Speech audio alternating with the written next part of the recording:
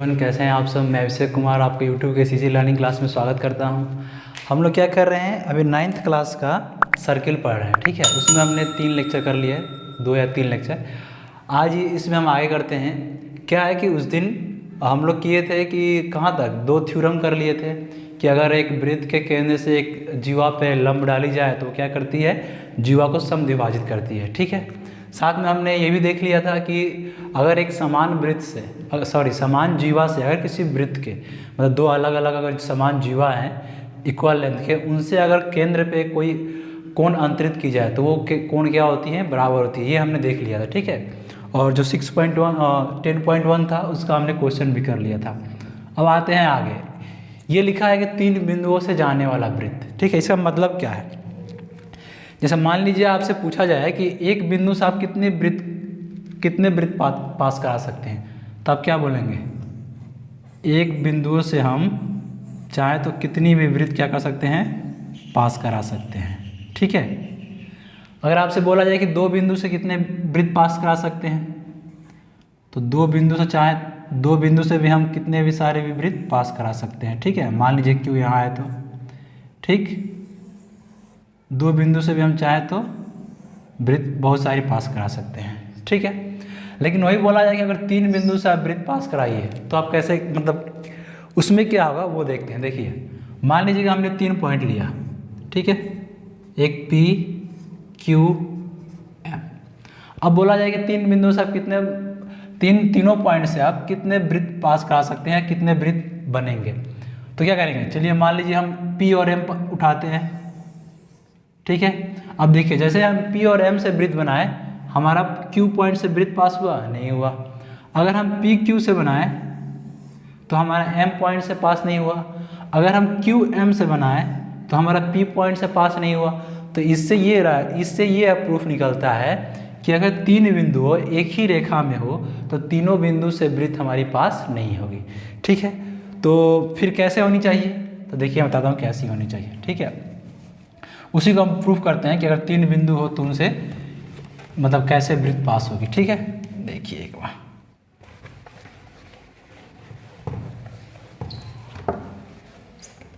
ठीक।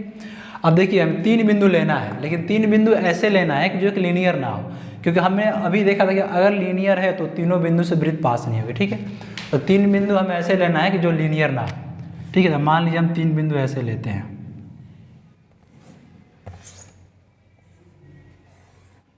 ठीक है, ये हमारा हो गया आपका A, ये हमारा हो गया B और ये C।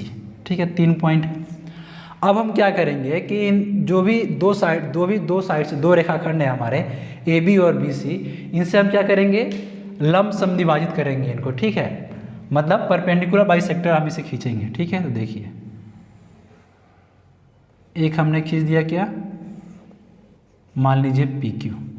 एक तो ये 90 डिग्री है और साथ में लंब बाइसेक्टर है, मतलब क्या बोलते हैं, परपेंडिकुलर बाइसेक्टर लंब समद्विभाजक है। ठीक है, वैसे ही हम क्या करेंगे, CB से एक वैसे हम लाइन खींचेंगे जो इसको क्या करें, इक्वल में डिवाइड करें। ठीक है, मान लीजिए हम RS खींच दिए। ठीक है, ये क्या है, हमारे दोनों इक्वल है। अब ये किस पॉइंट पर कट किया, मान लीजिए O पॉइंट पर कट किया। ठीक है, तो देखिए एक प्रॉपर्टी होती है, आपने पढ़ा होगा 6-7 क्लास में, उसमें क्या होती है कि अगर किसी रेखाखंड से, मान लीजिए कोई 2-3 रेखाखंड है। ठीक है, अगर उनका लंब समद्विभाजक किसी एक पॉइंट पे कट करता है तो उस पॉइंट से जो भी उसकी अंतरित दूरी होगी, मतलब उस रेखाखंड के जो भी अंदर पॉइंट होंगे उनसे क्या होगा, वो सेम डिस्टेंस होगा। कहने का मतलब ये है कि ये जो है ना, ओ से हमारा OC का डिस्टेंस, ठीक है, O से हमारा A का डिस्टेंस और O से हमारा B का डिस्टेंस, ये सारे क्या होंगे, इक्वल होंगे। ठीक है, दूरी पे स्थित होता है। ठीक है, तो यहाँ पे लिख सकते हैं कि रेखाखंड का लंब समद्विभाजक का प्रत्येक बिंदु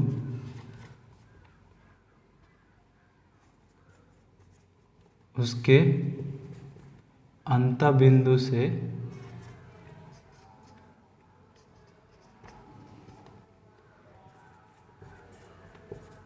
समान दूरी पे स्थित होता है। ठीक है, तो क्या समझा हमने, रेखाखंड का जो लंब समद्विभाजक का प्रत्येक बिंदु है वो उसके अंतर बिंदु से समान दूरी पर स्थित होता है। ठीक है, कहने का मतलब ये है कि जो भी पॉइंट है यहाँ से हम क्या लिख सकते हैं कि ओ ए हमारा, ये जो ओ है ना लंब समद्विभाजक का जो कटिंग बिंदु है, इंटरसेक्ट पॉइंट है, तो यहाँ से हम क्या लिख सकते हैं कि O A is equal to O B is equal to O C.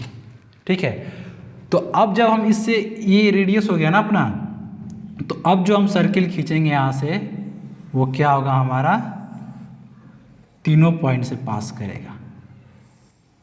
ठीक है, तो इससे हमने क्या समझा कि अगर 3 पॉइंट एक रेखा में नहीं है तो उनसे केवल और केवल एक वृत्त ही पास हो सकती है। ठीक है, तो ये हमारा चौथा प्रमेय है। आइए उसको लिख लेते हैं एक बार, देखिए आप। ठीक है, तो हमने क्या समझा, क्या थ्योरी बोलती है कि 3 दिए हुए असंरेखीय मतलब जो एक रेखा में ना हो, तो 3 दिए हुए असंरेखीय बिंदुओं द्वारा केवल और केवल एक वृत्त पास हो सकती है। ठीक है, ठीक है, समझ गए होंगे। चलिए एक बार रिपीट कर देता हूँ। क्या किया हमने, ए बी सी 3 पॉइंट लिया, लेकिन तीनों एक रेखा में नहीं लिया, क्या अलग अलग लिए। ठीक है, ए बी सी।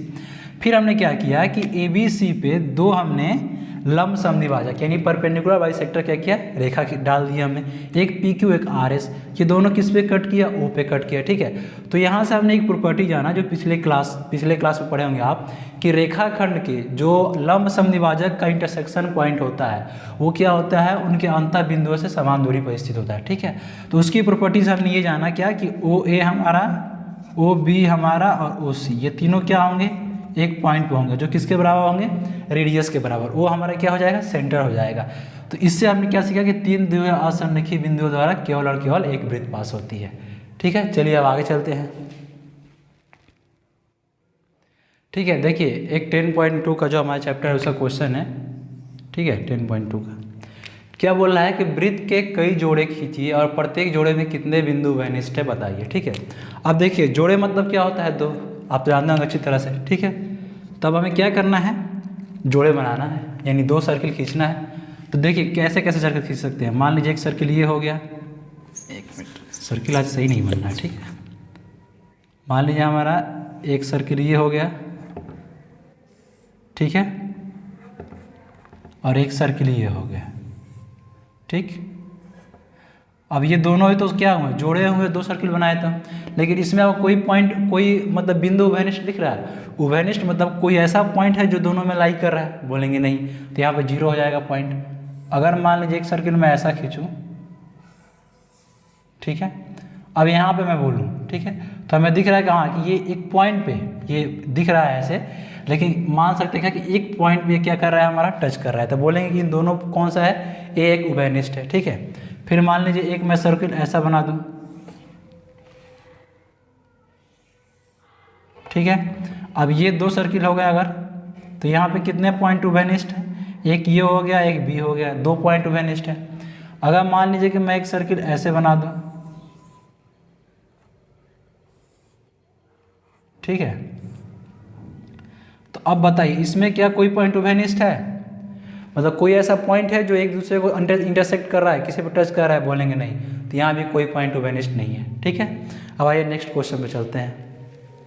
उभयनिष्ठ मीन्स कॉमन पॉइंट होता है। ठीक है, ठीक है, अब देखिए नेक्स्ट क्वेश्चन क्या बोल रहा है। ये बोल रहा है कि मान लीजिए एक वृत्त दिया हुआ है आपको, एक रचना इसके केंद्र ज्ञात करने के लिए कीजिए। रचना मतलब इसका कुछ मतलब प्रूफ दीजिए कि हाँ ये आपका एक वृत्त है। ठीक है, तो इसको कैसे करेंगे, देखिए आप एक वृत्त खींच लीजिए, ये आपका एक वृत्त दिया हुआ है। ठीक है,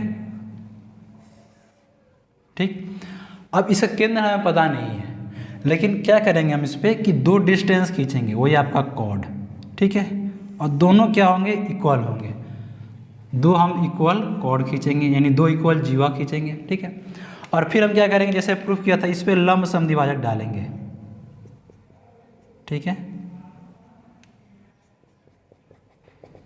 और इस पे भी ये क्या होगा अपना 90 डिग्री, और ये दोनों क्या होंगे, बराबर होंगे, तो ये क्या हो गया अपना लंब समद्विभाजक यानी परपेंडिकुलर बाइसेक्टर। जैसे ही करेंगे, मान लीजिए पी क्यू और आर एस।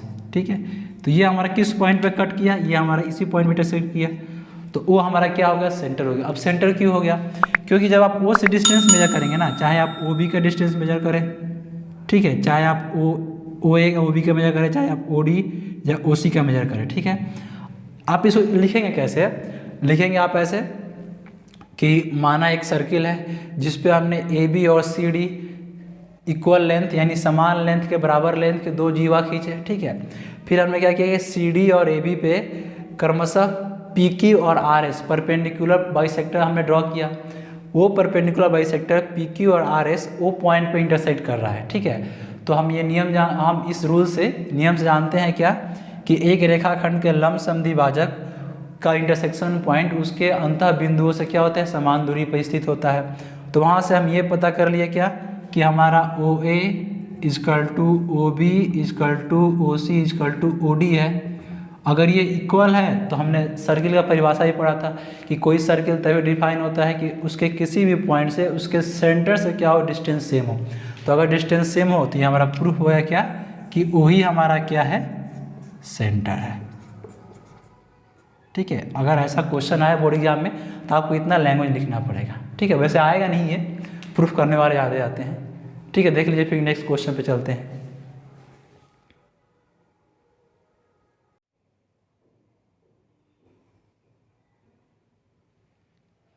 ठीक है, अब आइए एक और क्वेश्चन देखते हैं। ये क्वेश्चन थोड़ा सा ट्रिकी है, ठीक है। देखिए इसमें क्या बोल रहा है कि यदि दो वृत्त परस्पर दो बिंदुओं पर प्रतिच्छेद करते हैं तो सिद्ध कीजिए कि उसके केंद्र उभयनिष्ठ जीवा के लंब समद्विभाजक पे स्थित है, ठीक है। इसे कहने का क्या मतलब है, देखिए क्या बोल रहा है, दो वृत्त, हम दो वृत्त पहले की ड्रॉ कर लेते हैं, ठीक है, ठीक। परस्पर दो बिंदुओं पर प्रतिच्छेद करते हैं, चलिए ठीक है, हम इसको मान लिए R, इसको मान लिए S, ठीक है। तो सिद्ध कीजिए कि उसके केंद्र उभयनिष्ठ जीवा, उभयनिष्ठ जीवा मतलब क्या हो गया है, कि जो दोनों में कॉमन हो, यानी RS, ठीक है। उसके केंद्र उभयनिष्ठ जीवा के लंब समद्विभाजक पे स्थित है। मतलब अगर हम इसको आपस में मिलाएं, ठीक है, और ये किसी पॉइंट मान लीजिए T पर कट करता हो, तो हमें ये प्रूफ करना है कि जो हमारा PT है, जो हमारा PT है वो क्या है,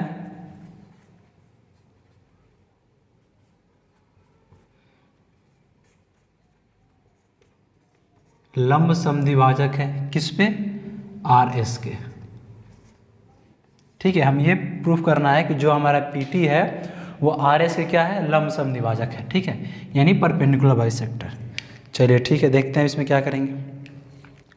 अब देखिए, जब मैंने आपको ये प्रूफ करना बताया था कि एक जीवा पर केंद्र से डाला गया लंब हमेशा उसको क्या करता है, बाइसेक्ट करता है, ठीक है, यानी समद्विभाजक करता है। तो हमने क्या किया था कि वहाँ पे ट्रायंगल बना के सर्वासम प्रूफ किया था ना। तो वहाँ यहाँ पे भी हम ऐसे ही चलेंगे, क्या करेंगे, पहले हम इसको एक ट्रायंगल बनाएंगे, यानी इनको आपस में क्या करेंगे, ऐड करेंगे, ठीक है, ठीक है, इनको आपस में हम ऐड कर दिए, ठीक है। अब हम यहाँ से प्रूफ करेंगे इनके सर्वागसम, सर्वागसम होंगे तो फिर हमारा एंगल भी उसी टर्म में आएगा, मतलब उससे रिलेट करेंगे, ठीक है। तो देखिए पहले हमें क्या करना है कि T को प्रूफ करना है कि जो हमारा PT है वो 90 डिग्री है कि नहीं। यानी हमें दो चीज़ों की जरूरत पड़ेगी, एक तो PST और PRT, या तो फिर ROT SOT, दो त्रिभुज की जरूरत पड़ेगी।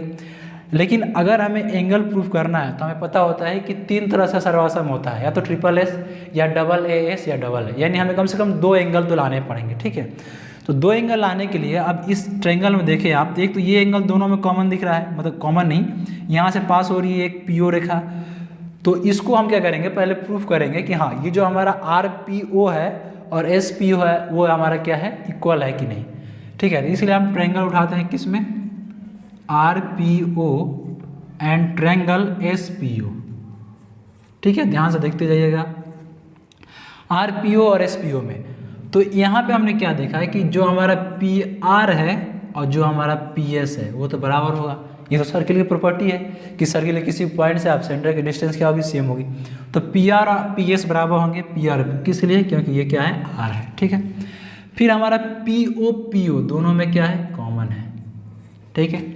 तो ये कॉमन है, तो इससे भी ये क्या हो गया, मतलब कॉमन उसमें क्या बोलते हैं, कॉमन होंगे तो ये भी क्या होंगे, इक्वल होंगे। ठीक है, अब हमारा क्या बचा, अब देखिए यहाँ से भी देखिए, अगर मैं लूँ आर ओ आर और ओ एस, ठीक है, ओ आर ओ एस, ये भी क्या है, इसकी रेडियस है, यानी ये भी क्या है, इक्वल है। तो यहाँ से हम ये बोल सकते हैं कि जो हमारा आर पी ओ है वो क्या है, सर्वगासम है किसके, एस पी ओ के। ठीक है, ये बोल सकते हैं। अब देखिए मैंने एक और प्रॉपर्टी बताया था आपको कि अगर एक दो मतलब कोई कोण अगर इक्वल है, कोई कोण अगर दो सिमिलर ट्रायंगल के कोई कोण इक्वल है तो उनको जो अंतरित करने वाली भुजाएं होगी ना वो समान रेशियो में होगी। ये मैंने ट्रायंगल चैप्टर में बताया था 10th लेक्चर के। ठीक है, समान होगी। तो कहने का मतलब क्या है कि अगर कोई एक उभयनिष्ठ भुजा देखे इन दोनों ट्रायंगल में, तो उभयनिष्ठ भुजा कौन सी है, हमारी पीओ है। अगर ये उभयनिष्ठ भुजा है, ठीक है, और ये हमारा ये सर्वगासम है, तो यहाँ से हम ये बोल सकते हैं कि जो हमारा ये होगा क्या, आर पी ओ और एस पी ओ, ये हमारा क्या होगा, इक्वल होगा। ठीक है, ये बोल सकते हैं उस प्रॉपर्टी से।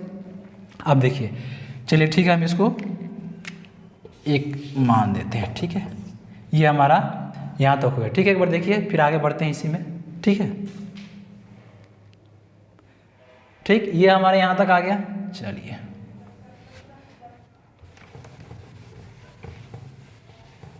नोट कर लिए होंगे आपने। ठीक, अब देखिए हमने क्या देख लिया, हमने यहाँ पर देख लिया क्या कि आर पी ओ किसके समद्विभाजक है, सॉरी सर्वगासम है पी एस ओ के। और साथ में हमने ये भी देखा कि आर पी ओ एंगल हमारा किसके बराबर है, एस पी ओ के। ठीक है, देखिए दिख रहा है कि नहीं, हाँ ठीक है, एस पी ओ के बराबर है। ठीक है, अब देखिए, अब हम आते हैं किसमें, triangle P R T and triangle P S T में। ठीक है, क्योंकि हमें पी टी हो तो देखना है कि पी टी लंब समद्विभाजक है कि नहीं। ठीक है, अब पी आर टी में फिर हम बोल सकते हैं क्या कि जो हमारा पी आर और पी एस है ये क्या है, इक्वल है। ठीक है, साथ में हमने ये भी देखा है कि जो हमारा आर पी ओ और एस पी ओ बराबर है, तो यहाँ से हम ये भी बोल सकते हैं कि यहाँ जो हमारा आर पी टी है वो हमारा किसके बराबर है, एस पी टी के। ठीक है, अब देखिए इसमें हमें क्या दिख रहा है कि पी आर टी और पी एस टी में ये जो हमारा कॉमन है वो है एंगल है आर टी एस और एस टी पी, ये दोनों भी इक्वल है। दिख रहा है ना कि ये क्या है, कॉमन एंगल है, ये भी और ये भी, तो ये दोनों भी क्या होंगे, इक्वल होंगे। तो यहाँ से हम ये भी लिख सकते हैं क्या कि R T P equal to S T P. ठीक है, तो यहाँ से हम ये बोल सकते हैं कि पी आर टी सर्वगासम है किसके, पी एस टी के। किस रूल से, ये आपका ए एस ए रूल से। ठीक है, अब देखिए एक और प्रॉपर्टी हमने पढ़ा है, उसने बताया था जब मैं ये स्टार्ट किया था ट्रायंगल, तो कि अगर मान लीजिए कोई एक लाइन है, ठीक है, कोई एक लाइन है, उस पे से कोई भी एक पॉइंट जा रहा है। ठीक, तो इन दोनों को तो आप क्या बोलते हैं, एक तो पहले इनको आसन कोण बोलते हैं। ठीक है, यानी एडजेसेंट एंगल। साथ में हमने ये भी देखा था कि मान लीजिए जैसे यहाँ पे लिख देते हैं कि ए बी ओ पी। साथ में हमने ये भी देखा था कि angle A O P plus angle B O P ये कितने के बराबर होते हैं, 180 के। ये हमने देखा था। ठीक है, तो अब यहाँ ध्यान दीजिए, जो हमारा आर एस टी है उस पर हमारा पी टी लाइन गया हुआ है। तो यहाँ से हम ये बोल सकते हैं कि आर टी पी और एस टी पी 180 के बराबर होंगे। यहाँ से हम ये बोल सकते हैं are T P plus S T P, यहाँ हमारे कितने होंगे, 180 डिग्री होंगे। ठीक है, जैसे ऊपर की प्रॉपर्टी बताया मैं उसके हिसाब से दोनों क्या होंगे, 180 होंगे। ठीक, अगर ये 180 है और साथ में हमने ये भी देखा कि आर टी पी और एस टी पी क्या इक्वल है, तो यहाँ से हम ये बोल सकते हैं कि कोई भी एक यानी आर टी पी या एस टी पी क्या हो जाएगा, 180/2 की इक्वल है। ठीक है, 180/2। तो यहाँ से हम ये बोल सकते हैं क्या कि आर टी पी हमारा क्या है, 90 डिग्री है। ठीक है, तो हमारा ये प्रूफ हो गया क्या कि जो हमारा एंगल टी है वो क्या है, 90 डिग्री है। अगर 90 डिग्री है, अगर ये केंद्र से पास हो रही है, तो थ्योरी के अनुसार हमारा क्या होगा कि जो पी टी होगा वो आर एस को क्या करेगा, समद्विभाजित करेगा। ठीक है, तो यहाँ से ये हमें प्रूफ हो गया।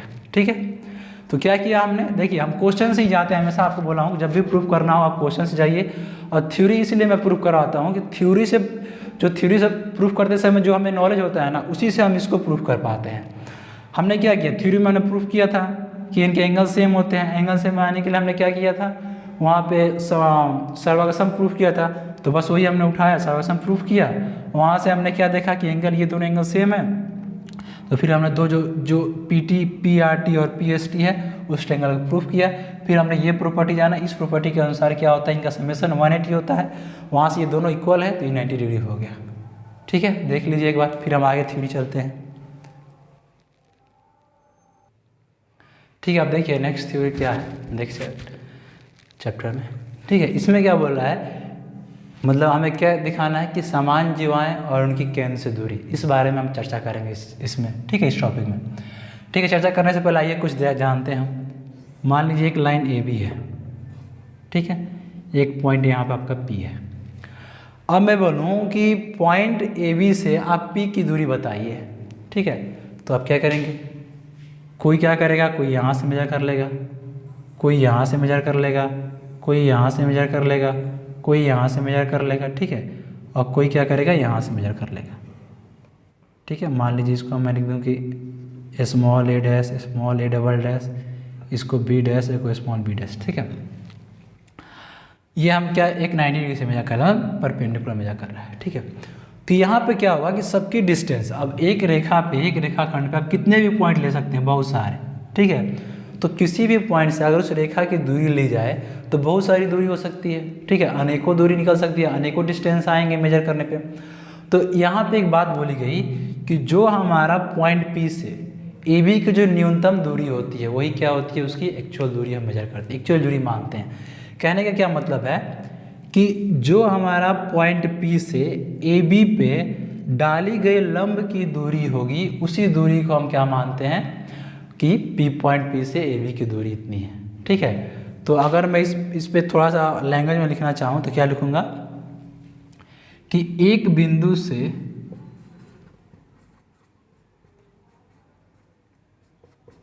एक रेखा पर,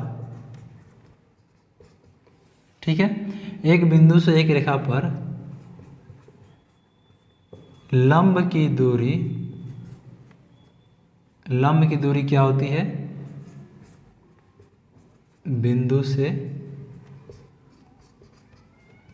रेखा की दूरी होती है। ठीक है, एक बिंदु से एक रेखा पर लंब की दूरी बिंदु से रेखा की एक्चुअल दूरी होती है। ठीक है, या तो आप ये भी बोल सकते हैं कि जो उनका न्यूनतम डिस्टेंस होगा, जैसे आपको ये दिख रहा है कि ये सारे के सारे क्या होंगे, बड़े होंगे PO से, लेकिन यहाँ पे PO क्या है हमारा, ये क्या है, न्यूनतम डिस्टेंस है, तो यही हमारा क्या होगा, एक्चुअल डिस्टेंस होगा AB से। नहीं तो ऐसे तो बहुत सारे डिस्टेंस आएंगे, तो आप किसको मेजर करेंगे, तो ये मतलब प्रूफ किया गया, बताया गया कि जो हमारा परपेंडिकुलर डिस्टेंस होगा, ये जो हमारा लंब डालेंगे वो जो उसकी जितनी दूरी होगी वही हमारी क्या होगी, रेखा से पॉइंट P की दूरी होगी। ठीक है, अब आइए देखते हैं कि इसका सर्किल में कैसे यूज करेंगे। ठीक है, आइए देखिए, उसी से हमें एक प्रमेय, एक थ्योरम है। मैं पहले बताया कि कुछ थ्योरम क्या है कि पहले प्रैक्टिकल किए के वो देखा गया कि हाँ ये इक्वल आ रहे हैं, ये मतलब वो सेम आ रहे हैं या हर जगह प्रूफ हो रहा है, तो उससे कुछ थ्योरी बनाई गई। ठीक है, तो ये देखिए ये वैसे ही है। क्या बोल रहा है कि एक वृत्त की बराबर जीवाएँ केंद्र से समान दूरी पर स्थित होती है। ठीक है, कहने का क्या मतलब है कि अगर आप एक सर्किल ले रहे हैं, ठीक है, और एक पॉइंट O है, अगर आपने सेम डिस्टेंस की जीवा खींची है, ठीक, तो जो भी इस पे आप, अब देखिए मैं पहले क्यों बताया दूरी कैसे मेजर करेंगे, कौन सी दूरी लेंगे, तो वही हमारा ये है क्या कि परपेंडिकुलर दूरी, इसीलिए इसके पहले उसका कॉन्सेप्ट आपको समझाया था। ठीक है, तो ये जो हमारी दूरी होगी O से, मान लीजिए AB और CD पे, वो इसके हम M ड्रॉ किए, OM और ON परपेंडिकुलर लड़ा AB और CD पे रेस्पेक्टिवली। ठीक है, और यहाँ पे क्या बोल रहे हैं, AB और CD। तो ये बोला गया है कि एक वृत्त की बराबर जीवाएँ केंद्र से समान दूरी पर स्थित होती है। कहने का क्या मतलब है कि जो हमारा OM होगा वो ON के बराबर होगा। ठीक है, क्योंकि वृत्त से जो ये क्या है, डिस्टेंस सेम है, जीवा बराबर है, तो जो हमारी केंद्र से इनकी दूरी होगी वो भी सेम होगी। ठीक है, अब देखिए इसको आप एक्सपेरिमेंटल प्रूफ कर सकते हैं। जैसे आप 2 सर्किल लीजिए, अब देखिए यहाँ पे क्या है, एक वृत्त भी बोला है, आप चाहें तो 2 सर्वांगासम वृत्त भी ले सकते हैं। ठीक है, कहने का क्या मतलब है कि आप चाहें तो दो अलग अलग सेम रेडियस का आप वृत्त लीजिए। ठीक है, उनके जीवा सेम खींचिए, सेम ड्रॉ कीजिए, और उनकी भी जो डिस्टेंस होगी ना, ये केंद्र से उनकी जीवा की दूरी, वो भी क्या होगी, सेम होगी। ठीक है, आप सेम रेडियस, आप अलग रेडियस के भी खींच सकते हैं, बस उनका क्या होना चाहिए, आपका जीवा सेम होनी चाहिए। तो जब भी आप उनको ओवरलैप करेंगे, जैसे कहने का मतलब ये है कि अगर इनको प्रूफ करना हो तो आप कैसे करेंगे। ठीक है, आप 2 सर्किल लीजिए, ठीक, पेपर में काट लीजिए, दोनों पे क्या कीजिए कि एक सेम ड्रॉ कीजिए, जीवा समान लेंथ की, उनको आप ओवरलैप कीजिए। ठीक है, ओवरलैप करेंगे तो आप क्या दिखेगा कि जो हमारा ओ सेंटर है वो क्या है, एक दूसरे पर ओवरलैप कर जाएंगे। अगर ओवरलैप कर गए, अगर हमारा ए बी और सी डी ओवरलैप करा रहे हैं, मतलब वो ए बी और सी डी को हमने क्या किया है, ओवरलैप कराया, अगर हमारा सेंटर ओ भी ओवरलैप कर गया तो हम ये मान लेंगे क्या कि जो हमारा जीवा ए बी से सेंटर ओ की दूरी क्या होगी, सेम होगी। ठीक है, अब इसका रिवर्स भी एक थ्योरम है। इसका रिवर्स क्या हो जाएगा, इसका रिवर्स यही हो जाएगा कि अगर एक वृत्त से समान दूरी पे 2 जीवाएँ खींची जाए तो वो दोनों जीवा क्या होगी, बराबर होगी। ठीक है, देखिए मैं यहाँ लिखता हूँ इसका रिवर्स थ्योरम। ठीक है, क्या लिखेंगे कि एक वृत्त से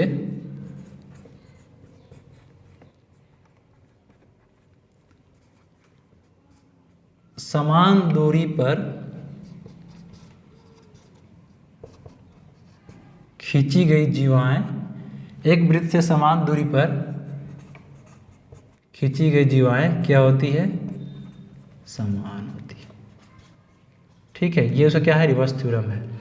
प्रूफ करना है, आप प्रूफ कर लीजिएगा, बशर्ते क्या है कि इसको मतलब थ्योरेटिकली प्रूफ नहीं किया गया है, इसको एक्सपेरिमेंटली प्रूफ किया गया है। आपको मतलब एक्सपेरिमेंट करके आप देख सकते हैं। ठीक है, यहाँ भी देखिए, अब इसको भी कैसे करेंगे आप, इसको देखिए, मान लीजिए कि आप 2 ले लिए, एक ए बी एक सी डी, ये मान लीजिए यहाँ पे, मतलब इसको आप सीधा ड्रॉ कीजिए, तभी आप एक्सपेरिमेंट सही से प्रूफ कर पाएंगे। मान लीजिए ए बी यहाँ ले लिए और सी डी यहाँ ले लीजिए। ठीक है, ये हमारा सेंटर है, इसको ओ एम और ओ एन डाल दिया। ठीक है, ड्रॉ कर दिया। अब जब आप इसको दोनों को ओवरलैप कराएंगे ना, ए बी और सी डी को ऐसे क्या करते हैं, फोल्ड करके, तो वो जो फोल्डिंग पॉइंट होगा वो कहाँ से पास होगा, सेंटर से पास होगा। अगर सेंटर से पास होगा तो हम ये समझ जाएंगे कि जो हमारा डिस्टेंस है ओ एन और ओ एम वो दोनों क्या है, इक्वल है।